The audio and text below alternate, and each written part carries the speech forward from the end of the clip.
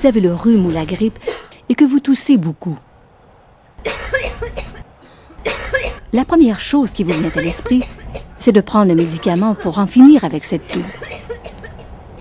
Certaines personnes toussent toute la journée, tous les jours de l'année, pour dégager le mucus de leurs poumons. Pourtant, elles n'ont ni le rhume ni la grippe, et elles ont plutôt l'air en santé. En réalité, ces personnes souffrent d'une maladie mortelle. Elles sont atteintes de fibrose kystique. La fibrose kystique est une maladie héréditaire. Elle n'est donc pas contagieuse. Quand un enfant hérite du gène de chacun de ses parents, il développe la fibrose kystique. Quand on a vu notre médecin, qui était notre médecin de famille, le pédiatre de nos enfants, autrement dit, on lui a demandé comment on va faire pour survivre à ça, à cette maladie-là, à partir dans la vie un enfant qui va mourir.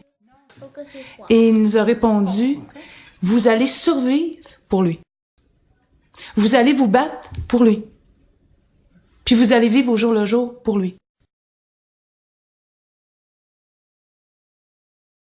Lorraine a 25 ans.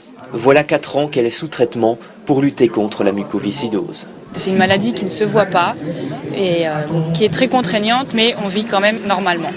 Le quotidien est basé surtout sur les soins, donc des médicaments à prendre tous les jours, des séances de kiné, donc kiné respiratoire et séances de massage abdominal, parce qu'il y a aussi mucoviscidose touche les poumons, mais aussi tout le système digestif.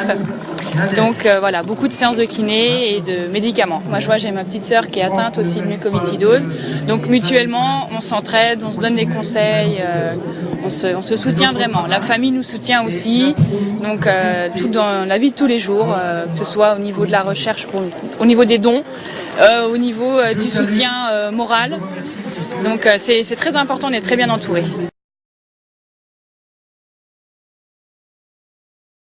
Mucoviscidose, pour moi, c'est une maladie qui m'a pris à la naissance, qui m'a volé une part de ma vie, en détruisant ma capacité respiratoire, en détruisant mes poumons petit à petit, inexorablement, malgré des jours, des heures de soins.